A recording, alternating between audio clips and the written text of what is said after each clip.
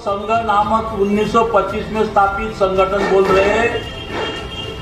उस नाम की संस्था इस चैरिटी कमिश्नर ऑफिस में जब पंजीबद्ध ही नहीं है, तो उन दो शख्स ने जो याचिका दायर की, जो शिकायत दायर की, वो शिकायत दर्ज करने का अधिकार ही चैरिटी कमिश्नर को नहीं है। और आखिरी तक हमारा स्टेटमेंट कल तक परसों तक वही रहा कि जो संस्था राष्ट्रीय स्वयंसेवक संघ नामक मोहन भागवत जिसके संघचालक है, वो संस्था जब नागपुर चैरिटी कमिश्नर ऑफिस में रजिस्टर ही नहीं है, तो उनकी दखल ना लिया जाए। और आखिरी सुनवाई 29 तारीख को हुई, 29 नवंबर को, और उसका डिसीजन 6 दिसंबर 2021 को आया। आपको बताते हुए हर्ष होता है, इसकी सर्टिफाइड कॉपी कल ही मिली और इसीलिए आज ये प्रेस कॉन्फ्रेंस अरेंज की है। ये उनको ये बोला गया साफ तौर पे कि जनार्दन मून ग्रुप को हम आरएसएस नाम वापरने से मना नहीं कर सकते, क्योंकि उनके पास में ऑनलाइन जो एसआरएन नंबर है उस आधार पे हम उनको इस नाम को वापरने से मना नहीं कर सकते। उसकी कॉपी इस पे बहुत स्पष्ट तौर पे लिखी हुई है। और उनकी जो एप्लीकेशन थी, पिछले बार की एप्लीकेशन के आधार पे हमारे को सुप्रीम कोर्ट तक पहुंचाया था। इस बार हमने उनको चैरिटी कमिश्नर से ले लिया और उनकी एप्लीकेशन रिजेक्ट होने का सीधा मतलब है कि उनकी जो सच्चाई है धीरे धीरे बाहर आ रही है। यहाँ आपके सामने हम एक प्रेस कॉन्फ्रेंस अरेंज की है। विषय है मोहन भागवत प्रणीत राष्ट्रीय स्वयंसेवक संघ जो 1925 में स्थापित हुआ है, उनके द्वारा दो लोग जो दीपक बरड़, प्रशांत बोपरडीकर, इनके नाम से मेरे खिलाफ माने जनार्दन मून राष्ट्रीय अध्यक्ष तथा पूरा संगठन, इनके खिलाफ चैरिटी कमिश्नर ऑफिस नागपुर में एक याचिका दायर की थी। और उस याचिका में उन्होंने मांग की थी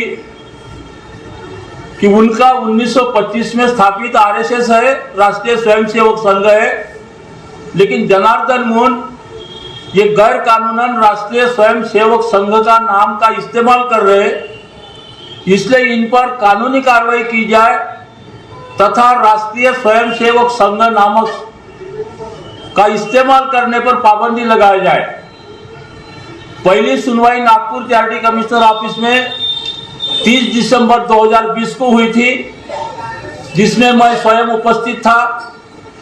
मैंने अपना स्टेटमेंट दिया था, मैंने अपना बयान दिया था कि जो राष्ट्रीय स्वयंसेवक संघ नामक 1925 में स्थापित संगठन बोल रहे हैं, उस नाम की संस्था इस चैरिटी कमिश्नर ऑफिस में जब पंजीबद्ध ही नहीं है, तो उन दो शख्स ने जो याचिका दायर की, जो शिकायत दायर की, वो शिकायत दर्ज करने का अधिकार ही चैरिटी कमिश्नर को नहीं है। और आखिरी तक हमारा स्टेटमेंट कल तक परसों तक वही रहा कि जो संस्था राष्ट्रीय स्वयंसेवक संघ नामक मोहन भागवत जिसके संघचालक है, वो संस्था जब नागपुर चैरिटी कमिश्नर ऑफिस में रजिस्टर ही नहीं है, तो उनकी दखल ना लिया जाए। और आखिरी सुनवाई 29 तारीख को हुई, 29 नवंबर को, और उसका डिसीजन 6 दिसंबर 2021 को आया।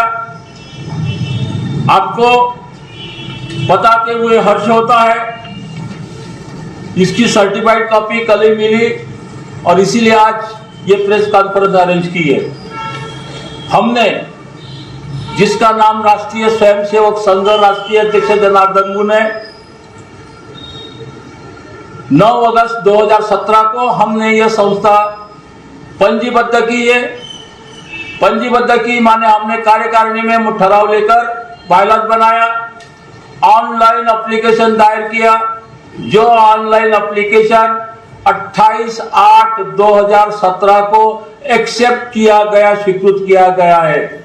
आजकल डिजिटल इंडिया होने से पहला एप्लीकेशन ऑनलाइन ही होता है और वो ऑनलाइन एप्लीकेशन हमारा आज भी, जिसका नंबर SRNNGP 21-660-1860-2017 है, आज भी वो कायम है।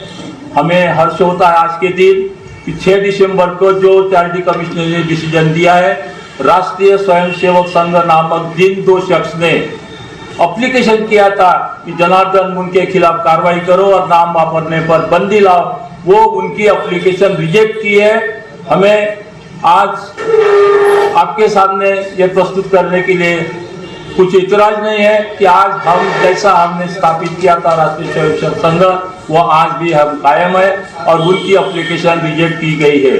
जिस किसी को इस ऑर्डर की कॉपी की जरूरत होगी वो भी अपने पास उपलब्ध है। धन्यवाद। आपको किसी को कुछ पूछने की अगर सवाल हो तो पूछ सकते हो।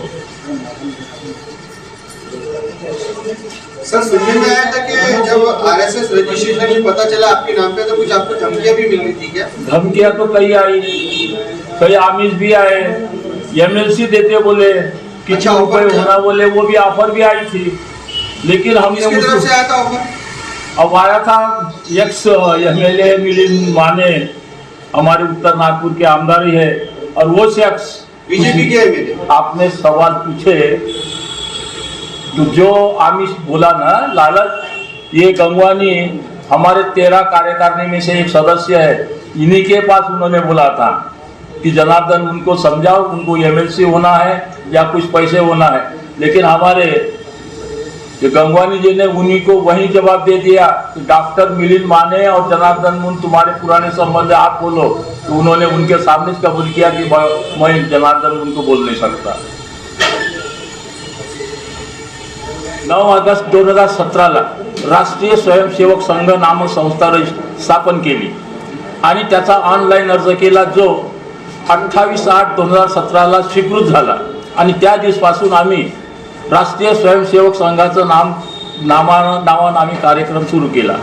परंतु काही दिवसापूर्वी गेल्या वर्षी 2020 मध्ये मोहन भागवत यांच्या राष्ट्रीय स्वयंसेवक संघाच्या वतीनं एक दीपक बरड आणि प्रशांत भोपळटीकर नावाच्या 2 इसमांनी माझ्या विरुद्ध, म्हणजे जनार्दन मुन राष्ट्रीय स्वयंसेवक संघ यांच्या विरुद्ध तक्रार टाकली नागपूर चॅरिटी कमिशनरच्या ऑफिसमध्ये आणि त्यांनी मागणी केली होती की जनार्दन मुन यांच्यावर कानूनी कारवाई करा आणि त्यांच्या नाव वापरण्यावर बंदी आणा, ज्याचा निकाल 6 डिसेंबर 2021ला लागला आणि त्यामध्ये चॅरिटी कमिशनर ऑफिसने ती संस्था रजिस्ट्रेशन नाही आणि आमचा अर्ज ऑलरेडी स्वीकृत झालेला आहे, यावर आम्ही जनार्दन मुनवर बंदी आणू शकत नाही आणि म्हणून त्यांची ॲप्लिकेशन रिजेक्ट केली। तुमच्यावरती कोर्टाने 1 लाखाचा पण भूर्दंड लावला होता आणि तो भूर्दंड तुम्हाला भरावा लागला राष्ट्रीय स्वयंसेवक ही संघटना तुम्ही स्थापित केल्यामुळे। त्याच्यावर तुम्ही नाही त्याविषयी दंड वगैरे कोणताच झालेला नाही, अशी ती माहिती पण होती। नाही त्या विषयावर तुम्हाला तो कसा नाही चॅरिटी कमिशनरने कोणतंच काय केलं? काय मोहन भागवत काय बोलले याच्यानंतर?